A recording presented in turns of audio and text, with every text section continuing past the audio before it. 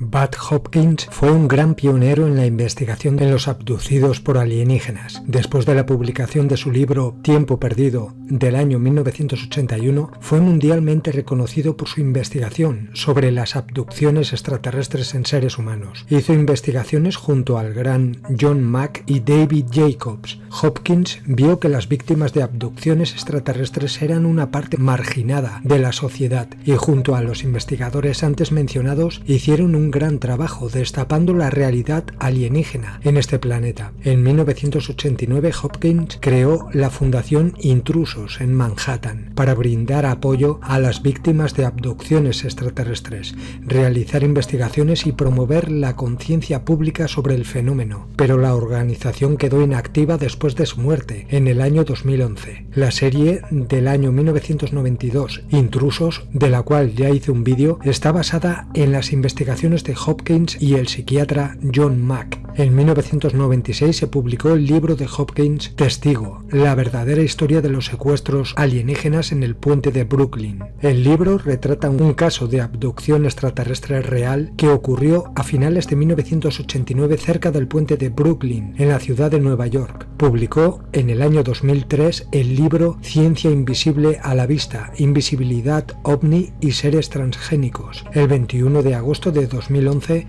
Hopkins murió por complicaciones de cáncer. En una entrevista muy interesante, Bud Hopkins dice lo siguiente.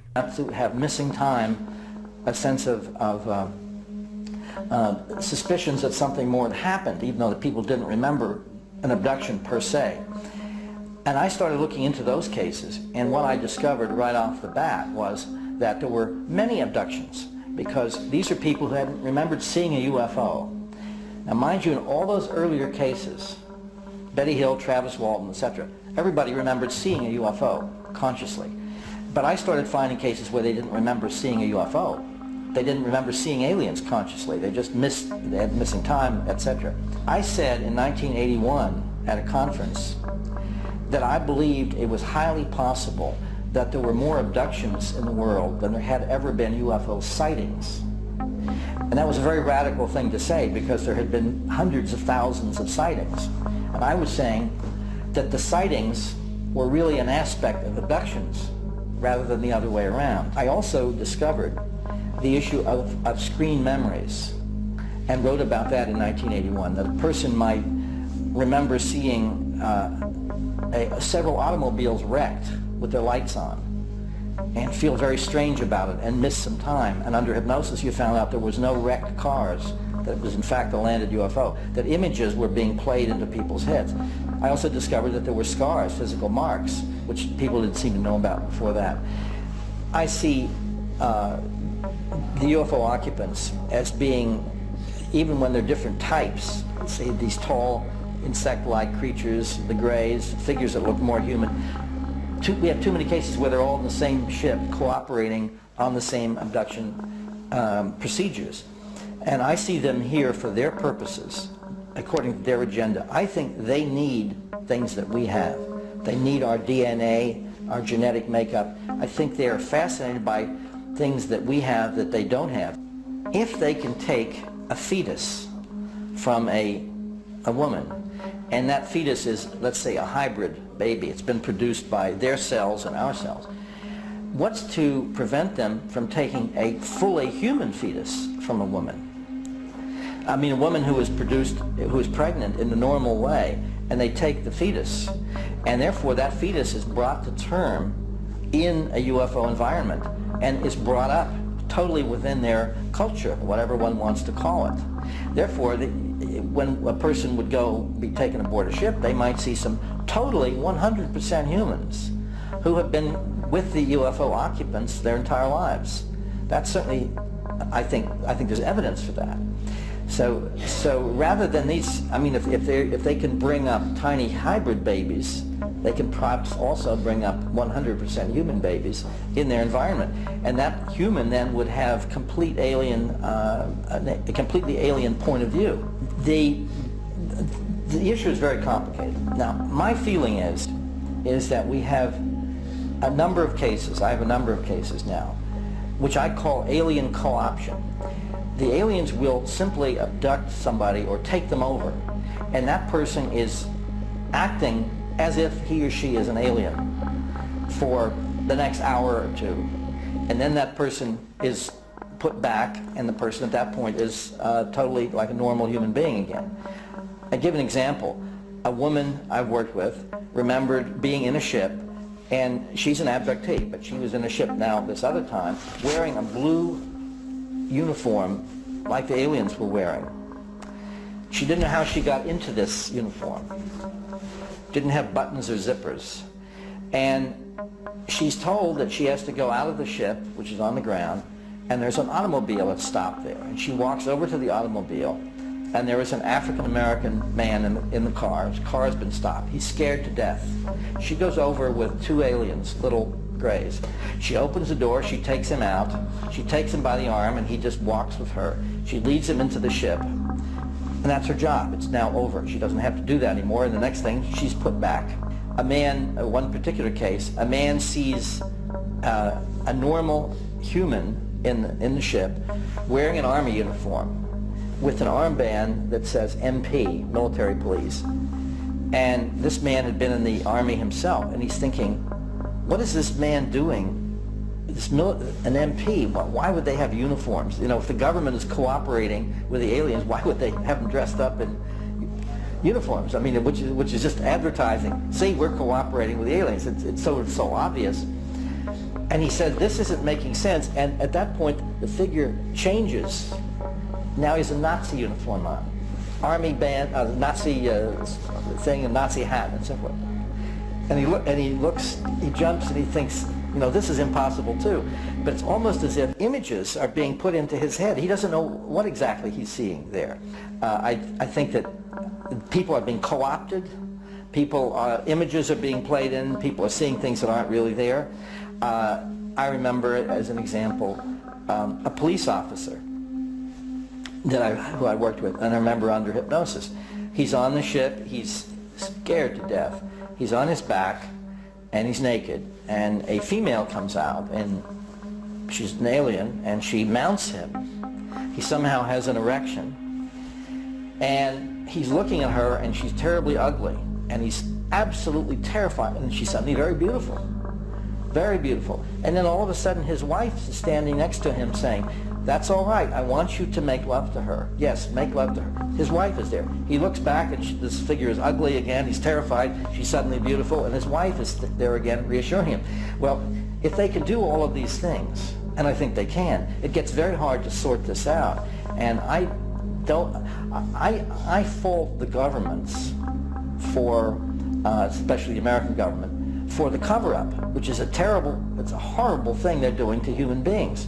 Because the government is officially saying to let's say it's a 7-year-old child has been abducted and been frightened and maybe has been cut and various things have happened. The government is officially telling that child, that didn't happen to you. You're lying or you're mentally deranged. This is doing incredible harm. It's almost like the police telling a rape victim, you know, you weren't raped, you went out and wanted to have sex. It's doing incredible damage. So I blame the governments harshly, horribly, for the cover-up, because it's doing incredible harm to people. I think that the idea of knowing what's in people's minds, I think they know that. And for instance, if they pick up a woman who is a very religious Christian, they may make her think they have come from God, that they are angels, so to speak, and they're using her belief system to get into her head to make it easier to control her by using her belief system. Now, one of the great cases was a man named Carl Higdon, who was abducted. He was out hunting, and he was hunting elk, and he saw this elk, and he fired his gun, and the bullet just went out of the gun and dropped onto the ground. And he has the bullet. It's just like a pile of lead, and he couldn't figure out. And suddenly he's taken. He's paralyzed, and he's taken by an alien and into the ship. And at some point, he's able to ask the alien why they're here. And this alien says, "We're here to hunt and fish." Well, he's thinking this is crazy. You know, if they can get here from wherever and they have this equipment, why do they have to hunt? And he got the sense that they were using the fact that he was a hunter to get into his head, to make him more, you know, easy to control and talk to. Children will often be abducted by what they think of as Mickey Mouse or something like that, using that kind of imagery. So the idea that they take an area not just of vulnerability, but an area where our minds might easily accept something, they know how to go right into that and use it. I think people are abducted at all times. They can take them whenever they want to, but the imagery that they can use, using images that are already in the person's head, I think that's an extremely typical way that they operate. I have many cases, which are very interesting to me this way, of people having abduction experiences at the time they're meditating. It's as if once they go inside and close off the outside world to meditate, it's almost as if they're vulnerable for control at that point. So sometimes the process, when one is meditating, I mean, I've had this happen numbers of times, and people will say, I was home by myself, I was meditating, I was being very calm, and I started to see this face come up in front of my face in the middle of the meditation. Then I suddenly couldn't move. And it's as if, even I think at night sometimes in the dream state, people are fairly vulnerable. I, of course, support every attempt anybody can make to resist this, because the essential thing is we have got to make them understand that they have got to explain themselves, and they have got to ask our permission before they do this.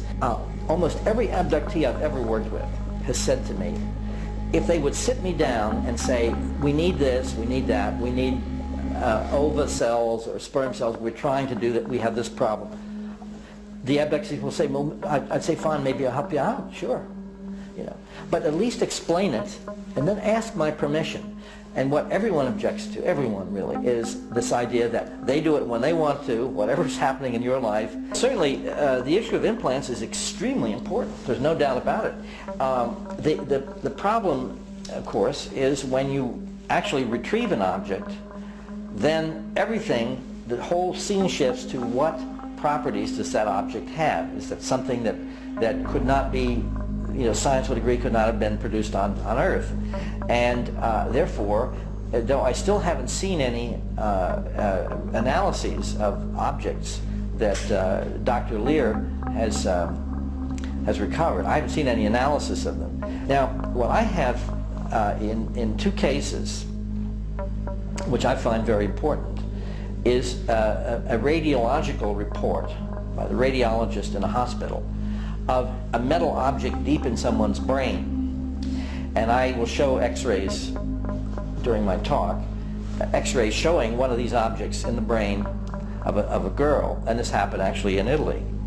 The point about that being down in the brain is a neurosurgeon has told me that object, which you see in the x-ray, could not have been put there by us.